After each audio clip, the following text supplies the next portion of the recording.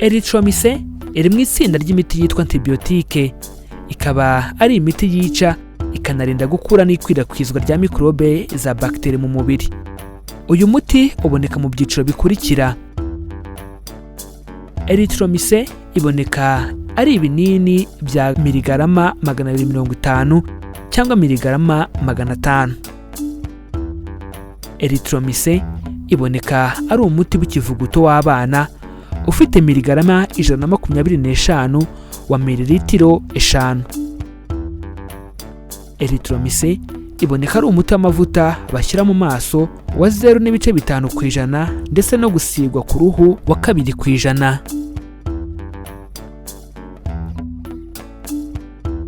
Uyu munsi tugiye kubaganiriza kuri uyu muti bityo dusobanukirwe uko uyu muti ukoreshwa yaba ku bana ndetse n'abakuru, ibyo wakwirinda kuri uyu muti, igihe gikwiye cyo kuwunywa, ubwoko bwawo ndetse n'ibyo kwitondera kuri uyu muti wa Erythromycin.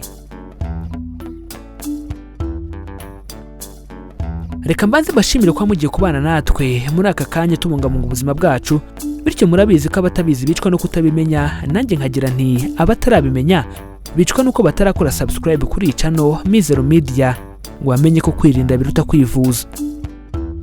Gukora subscribe ni ubuntu, bityo niba utarabikora nyaboneka bikore kuko nta kiguzi bisaba, kandi nibwo buryo rukumbi bwatuma uzajya uhora ubona inkuru ndetse n'ibiganiro tuzajya tubagezaho.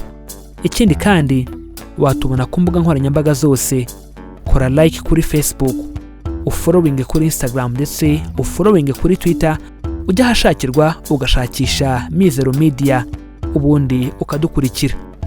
Kudusangiza ibitekerezo byanyu biremewe, bityo ubaye hari icyo bifuza kutubaza, kudusobanuza cyangwa kutwunganira, twandikire ku mbuga nkoranyambaga zacu zose ndetse no muri comments. Ariko kandi ntubyihererane, ukande like, ukore share, ubisangiza inshuti n'abavandimwe bawe kugira ngo nabo basobanukirwe uburyo bwo kubungabunga ubuzima bwabo. Iki ni ikiganiro Amagara n'Ubukungu, ikiganiro mutegurwa na Mizero Media. Bahaye ikaze aho tugiye kubaganiriza kuri Erythromycin, umuti uri mu itsinda ry'imiti yitwa antibiyotike, ikaba ari imiti yica ikanarinda gukura n'ikwirakwizwa rya microbe na za bagiteri mu mubiri. Ese noneho Erythromycin inyobwa ite? Ikintu ukwiye kumenya ni uko igihe cyose ugomba gukoresha Erythromycin ari uko muganga yabigutegetse kandi ukabikora mu buryo yabikubwiye. Mu gihe bibaye ngombwa ko wibagirwa cyangwa se utibuka neza uko muganga mwavuganye, ugomba kubaza umufarumasiye ukora muri farumasi ikwegereye cyangwa se umuganga kugira ngo agusobanurire uko bigenza. Ibintu ukwiye kumenya mu kunywa Erythromycin. Kunywa Erythromycin ufata ikinini ukakimira mbere cyangwa se mu gihe cyo kurya, kandi ntibyemewe guhekenya iki kinini. Umwana utabasha kukimira ntiyemereye kukinywa cyangwa kugihabwa. Abana bafite munsi y'imyaka 5 bahabwa umuti w'ikivuguto bakanywa. Reka noneho turebere hamwe abantu bakuru banywa umuti wa Erythromycin. Ubusanzwe umuntu mukuru anywa ibinini 2 bya miligarama 250 cyangwa se akanywa kimwe gifite miligarama 500. Ibi umuntu mukuru abinywa 2 ku munsi, cyangwa ikinini kimwe cya miligarama 250 akakinywa 4 ku munsi, mbere cyangwa mu gihe cyo kurya ariko atari nyuma yo kurya. Ku bantu bakuru kandi muganga ashobora guhindura ingano y'umuti ufata cyangwa ibinini unywa bitewe n'uburemere bw'indwara kuko aba yagusuzumye. Ariko iyo umuti uri bunywe ku munsi urengeje miligarama 1000, unywa ikinini kimwe kugira ngo utakugiraho ingaruka. Reka noneho turebe uburyo abana banywa cyangwa se bakoresha umuti wa Erythromycin. Igipimo ku bana giterwa n'ibiro by'umwana, bityo reka tubonereho kano kanya dushishikariza ababyeyi kumenya ibiro by'abana babo. Mu guha umwana umuti wa Erythromycin, igipimo gisanzwe ni hagati ya miligarama 30 na miligarama 50 ugakuba ibiro by'umwana. Ibyo ubonye ubigabanyamo kabiri, ubundi ugaha umwana mu gitondo na nimugoroba. Akareka ngasubiremo kugira ngo tukumve neza. Mu guha umwana umuti wa Erythromycin, igipimo gisanzwe ni hagati ya miligarama 30 na miligarama 50 ugakuba ibiro by'umwana. Ibyo ubonye ubigabanyamo kabiri, ubundi ugaha umwana mu gitondo na nimugoroba. Reka ngumare impungenge ko muganga agomba kubanza kubigusobanurira neza cyangwa se akabigukorera niba utabasha kubyikorera, kuko uyu muti ugomba kunyobwa ku gipimo cyategetswe na muganga. Ku ndwara y'amaso, umuganga wawukwandikiye azakubwira n'inshuro uzawukoresha uha umwana wawe, gusa ubusanzwe ni ugukandira muri buri jisho 3 cyangwa 4 ku munsi, bitewe n'uburemere bw'indwara cyangwa ibipimo umuganga yakubwiye ku burwayi bw'umwana. Ku miti isigwa ku ruhu, ubusiga umwana ukuba gahoro gahoro wagaza aho arwaye. Ibi ubikora 2 cyangwa 3 ku munsi, bitewe n'uburemere bw'indwara cyangwa ibipimo umuganga yakubwiye ku burwayi bw'umwana wawe. Ese umuti wa Erythromycin ukoreshwa ryari? Uyu muti wandikirwa na muganga nyuma yo kugusuzuma agasanga urwaye indwara ivurwa nawo. Ibi bivuze ko utemerewe kuwugura mu gihe utisuzumishije kwa muganga. Umuti wa Erythromycin utangwa kugira ngo uvure indwara zifata mu nzira z'ubuhumekero, zirimo gukorora, ukagira igikororwa gifashe. Umuti wa Erythromycin utangwa kugira ngo uvure indwara zo ku ruhu, zirimo ibiheri byatewe na Microbe. Umuti wa Erythromycin utangwa kugira ngo uvure umuhaha, imirishyi mu maso n'uburwayi bwo mu kanwa. Umuti wa Erythromycin utangwa kugira ngo uvure ubwandu bufata inyama zo mu nda nk'uruhago ndetse n'amara. Umuti wa Erythromycin utangwa kugira ngo uvure indwara zandura mu mibonano mpuzabitsina nka mburugu n'imitezi. Umuti wa Erythromycin kandi wemerewe kuwukoresha mu kwirinda no kwanduzwa na Microbe mu bihe bikurikira. Umuti wa Erythromycin wemerewe kuwukoresha mu kwirinda no kwanduza Microbe mu gihe ugiye cyangwa se umaze gukurwa amenyo. Umuti wa Erythromycin wemerewe kuwukoresha mu kwirinda no kwanduzwa na Microbe mu gihe wahiye cyangwa se wakomeretse. Umuti wa Erythromycin wemerewe kuwukoresha mu kwirinda kwanduzwa na Microbe mu gihe umubiri wawe ugira ubwivumbure kuri penicillin kandi ukanaba urwara umutima.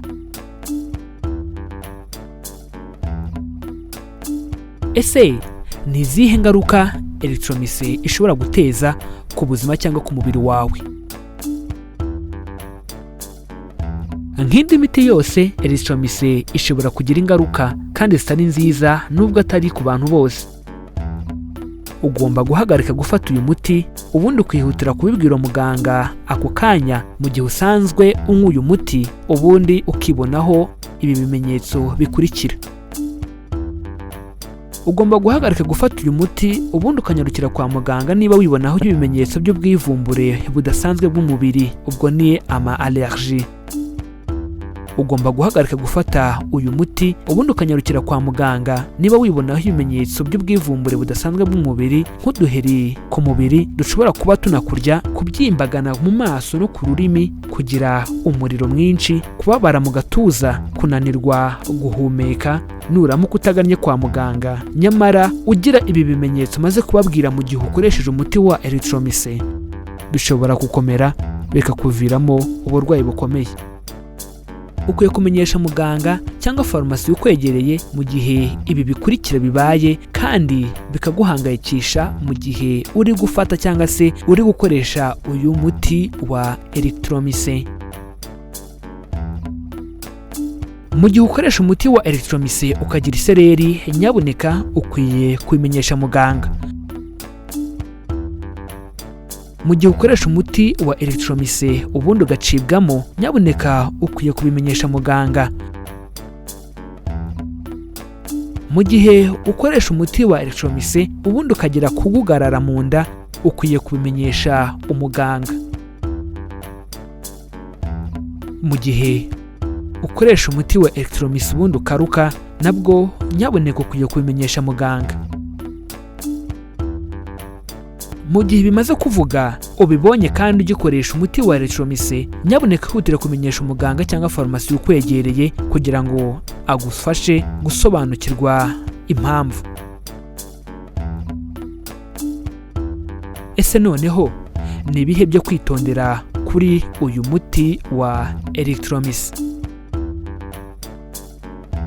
Ntiwemereye gukoresha umuti wa Erythromycin mu gihe umubiri wawe ugira ubwivumbure cyangwa allergie bitewe nawo cyangwa indi miti yose ivanzemo uyu muti. Ntuzakoreshe umuti wa Erythromycin mu gihe ufata umwe cyangwa myinshi muri iyi miti ikurikira. Niba ufata imiti ivura umutwe w'uruhande rumwe yo mu bwonko bwa tryptophan, uramenye ntuzakoresha umuti wa Erythromycin. Niba ufata imiti ivura imikorere mibi y'igifu, uramenye ntuzakoresha umuti wa Erythromycin. Niba ukoresha imiti ivura ubwivumbure bw'umubiri, uramenye ntuzakoresha umuti wa Erythromycin. Niba ukoresha imiti ivura ibibazo byo mu mutwe, uramenye ntuzakoresha umuti wa Erythromycin. Niba ukoresha imiti igabanya cholesterol mu maraso, uramenye ntuzakoreshe umuti wa Erythromycin. Niba ukoresha imiti ivura kutifata mu kwihagarika, uramenye ntuzakoresha umuti wa Erythromycin. Niba ukoresha umuti wa amisulpride ivura indwara yo mu bwonko izwi nka schizophrenia, uramenye ntuzakoresha umuti wa Erythromycin. Igihe cyose kandi utwite, ntiwemerewe na rimwe gukoresha uyu muti wa Erythromycin. Ikindi ukwiye kumenya ni uko mu gihe usabwe gutanga ibizamini by'inkari ariko ukaba usanga ukoresha umuti wa Erythromycin, usabwe kubivuga ukabibwira muganga, kuko uyu muti ushobora gutuma ibizamini byo kwa muganga bitanga ibisubizo bitari byo. Nyabuneka itonde.